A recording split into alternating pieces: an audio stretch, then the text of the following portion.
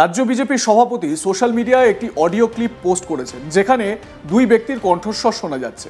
Audio ক্লিপে এক ব্যক্তি নিজেকে অনুব্রত মণ্ডল বলে দাবি করেছেন। ওই অডিও ক্লিপে পুলিশ আধিকারিককে গালিগালাজ করা হয়েছে, এমনটাই দাবি করা হয়েছে সুকান্তর পোস্টে। এবং ওই অডিও ক্লিপেও সেই গালিগালাজ শোনা যাচ্ছে স্পষ্ট, যদিও সেই অডিও ক্লিপের সত্যতা যাচাই করেনি আজ তাক বাংলা। এবার সেই ঘটনায় মামলা দায়ের করল বীরভূম জেলা পুলিশ। এ বিষয়ে বীরভূম জেলা পুলিশ সুপার আমানদীপ বলেন, অনুব্রত মণ্ডল ও বোলপুরের আইসির অডিও ক্লিপের ঘটনায় ইতিমধ্যেই মামলা শুরু করেছে বীরভূম জেলা পুলিশ। পাশাপাশি এই ঘটনায় কিভাবে অডিও লিক কিভাবে হলো বা কি ঘটনা ঘটেছে সবটাই তদন্ত করা হচ্ছে। পরবর্তীতে কি পাওয়া যায় বা কি উঠে আসে সবটাই জানিয়ে দেওয়া হবে। পুলিশ সূত্রে খবর, অনুব্রতর বিরুদ্ধে ভারতীয় ন্যায় সংহিতার 75, 132, 224 ও 351 ধারায় মামলা রুজু করা হয়েছে। সোশ্যাল মিডিয়া পোস্টে সুকান্ত মজুমদার লেখেন, এই ভাইরাল হওয়া ফোনালাপটি শুনলেই স্পষ্ট হয়ে যাবে রাজ্যের দুর্দমনীয় দোর্দণ্ড প্রতাপ, মুখ্যমন্ত্রী স্নেহের চাদরের তলায় কিভাবে ভয়াবহ সমাজবিরোধী ত্রাসরা সযত্নে সুরক্ষিত রয়েছে। বীরভূমের ছাল ছাড়ানো বাঘ, যার কিনা মাঝে মধ্যেই ব্রেনে অক্সিজেনের ঘাটতি তৈরি হয়, তিনি একজন পুলিশ আধিকারিকের সঙ্গে ঠিক কী ভাষায় কথা বলছেন? আর এই কথোপকথন প্রকাশ্যে আসার পর প্রশাসনেই বা কী প্রভাব পড়বে? বড়জোর 48 ঘন্টার মধ্যেই হয় ওই আধিকারিককে ক্লোজ করা হবে, না হলে সুন্দরবনে বদলি। আমি চাই পুলিশ মন্ত্রী ও রাজীব কুমার দ্রুত এ বিষয়ে তদন্ত করে রাজ্যবাসীর কাছে জবাবদিহি করুন। তৃণমূলের নেতাদের কাছে পুলিশ নিজে সুরক্ষিত না হলে সাধারণ মানুষের কি অবস্থা? ছি। পোস্টে Mamata official, DGP West Bengal ও এআইটিসি অফিসিয়ালকেও ট্যাগ করেছেন সুকান্তবাবু। আর এই ঘটনায় ক্ষমা চাইলেন অনুব্রত মণ্ডল। তিনি লেখেন, পশ্চিমবঙ্গের পুলিশ মন্ত্রী মাননীয় মুখ্যমন্ত্রী মমতা বন্দ্যোপাধ্যায়, এবং তারপর তিনি বলেছেন যে পুলিশের সঙ্গে মুখ্যমন্ত্রীর সবার ভালো সম্পর্ক, তাই পুলিশ সম্পর্কে আমি কোনো বাজে কথা বলতে পারি না। যদি কেউ এরকম বলে আমি তাকে অপমান করি। এবং তিনি এটা বলেছেন যে আমি নানান রকমের ওষুধ খাই, হয়তো বোঝাতে চেয়েছেন যে সেই কারণেই হয়তো ভুলবশত এরকম বক্তব্য তার মুখ থেকে বেরিয়ে গিয়েছে। তো আপনাদের প্রথমে সেই অডিওটা শোনাই, শুনুন সেই অডিওতে ঠিক কি উঠে এসেছে কথোপকথনে। হ্যালো, হ্যাঁ বলুন। তোর পশু ডেপুটেশন দিয়ে তোর বাংলো পর্যন্ত যাব, তোকে বার করে নিয়ে আসবো। বল বল বল বল বল বল বল বল। হ্যালো, বল।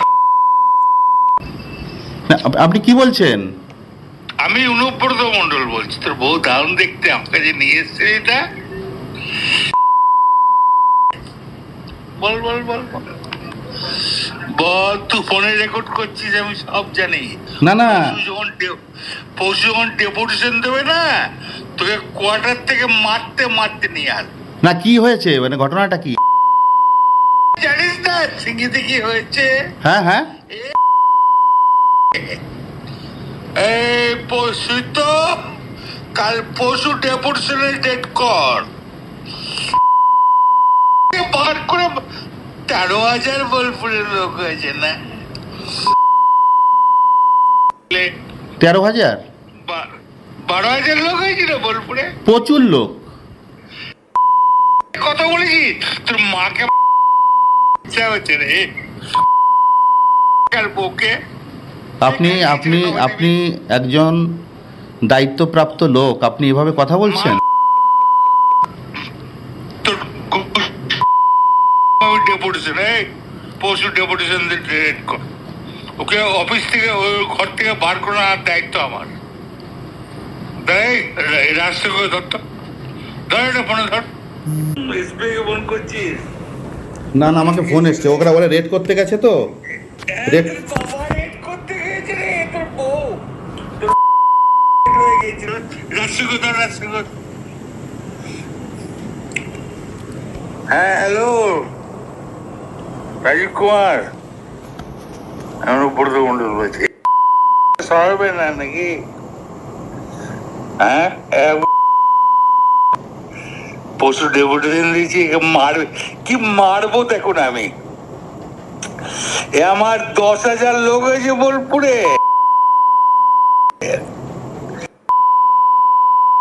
10,000 12,000 লোক হয়েছে।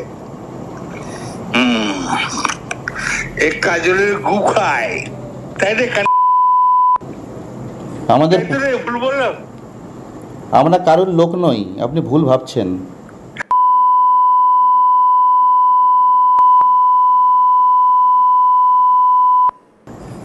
তোর পরশু ডেপুটেশনে রেড কর, আমি যাবো থানাতে।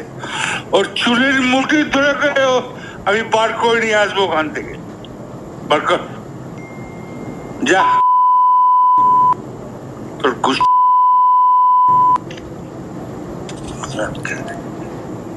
আপনি এভাবে কেন বলছেন? হ্যাঁ, যদিও এই অডিওর সত্যতা যাচাই করেনি আজ তাক বাংলা, আর এই অডিও ভাইরাল হতেই হুলস্থুল পড়ে যায়, হইচই পড়ে যায়। দলের তরফ থেকেও অনুব্রত মণ্ডলের কাছে এর জবাবদিহি করা হয়। দলের কাছে তিনি চিঠি লেখেন ক্ষমা প্রার্থনা করে, ক্ষমা প্রকাশ করেছেন, ক্ষমা প্রার্থনা চেয়েছেন অনুব্রত মণ্ডল। তিনি লেখেন, পুলিশের সাধারণ কর্মী থেকে একজন বড় অফিসার সবাই দিদির কাছের মানুষ, তাদেরকে অপমান করার কথা ভাবতে পারি না। সাম্প্রতিক ঘটনায় আমি দুঃখিত। দিদির পুলিশের কাছে একবার কেন 100 বার ক্ষমা চাইতে পারি। সেই যে চিঠি, ক্ষমা প্রার্থনা করে যে চিঠি, সেই চিঠিটি দেখতে পাচ্ছেন, যেখানে অজস্র বানান ভুল রয়েছে। আসলে আমি নানা রকম ওষুধ খাই, দিদির পুলিশের বিরুদ্ধে কেউ কোনো অভিযোগ করলে মাথা গরম হয়ে যায়। সত্যি আমি দুঃখিত, কিন্তু আপনাদের ভাবতে হবে 3টে মহকুমা, বোলপুর, সিউড়ি, রামপুরহাটে বিশাল মানুষের মহামিছিল দেখে কারা ভয় পেল? বিজেপি কি করে আমার আর আমাদের বোলপুরের আইসির সাথে গালমন্দের ফুটেজ পেল? কে দিল? কোনো চক্রান্ত নেই তো? তবুও আমি বলছি, কোনো পুলিশ বন্ধু আমাকে ভুল বুঝলে আমি দুঃখিত ও ক্ষমাপ্রার্থী। এই হচ্ছে সেই চিঠি, যেই চিঠিতে তিনি ক্ষমা প্রার্থনা করেছেন।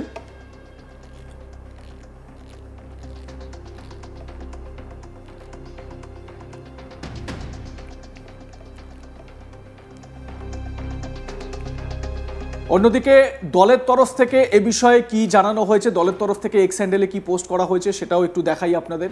এই ঘটনার নিন্দা করেছে তৃণমূল কংগ্রেস। সোশ্যাল মিডিয়ায় দলের তরফে জানানো হয়েছে, দল স্পষ্টতই একজন পুলিশ অফিসারের বিরুদ্ধে অনুব্রত মণ্ডলের করা মন্তব্যকে সমর্থন করে না এবং তা থেকে বিরত থাকে। আমরা তার অবমাননাকর এবং অগ্রহণযোগ্য অশালীন ভাষার ব্যবহারের তীব্র নিন্দা জানাই। দল তাকে আগামী 4 ঘন্টার মধ্যে নিঃশর্ত ক্ষমা প্রার্থনা করার নির্দেশ দিচ্ছে, অন্যথায় কারণ দর্শানোর নোটিশ দেওয়া হবে। এই হচ্ছে দলের তরফ থেকে পোস্ট, তৃণমূল কংগ্রেসের তরফ থেকে। এবং তারপরই অনুব্রত মণ্ডল ক্ষমা প্রার্থনা করেন, ক্ষমা চান, ক্ষমা চেয়ে দলকে সেই চিঠি তিনি দেন। কিন্তু প্রশ্ন হচ্ছে যে অনুব্রত মণ্ডলের সাহস কিভাবে হয় যে তিনি একজন কর্তব্যরত সরকারি অফিসার, তাকে তিনি হুমকি দিচ্ছেন, তার স্ত্রী, তার মা সম্পর্কে অশ্রাব্য গালিগালাজ করছেন। এর ক্ষমা কিন্তু হওয়া উচিত নয়। আপনারা কি মনে করেন জানাতে ভুলবেন না। দেখতে থাকুন আজ তাক বাংলা, সাবস্ক্রাইব করুন আমাদের ইউটিউব চ্যানেলটি, বেল আইকন প্রেস করুন নোটিফিকেশন পেতে।